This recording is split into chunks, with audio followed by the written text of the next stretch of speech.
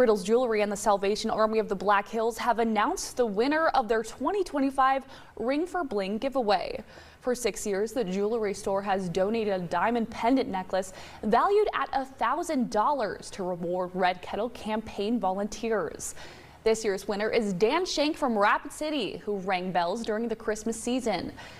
The Salvation Army needed 28 bell ringers every day from mid-November through Christmas Eve.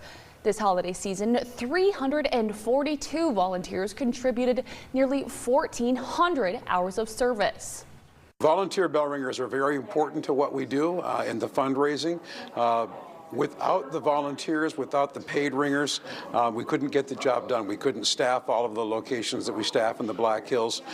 The Salvation Army thanks Riddles Jewelry, donors, host sites, and all volunteers for helping them do the most good in the community.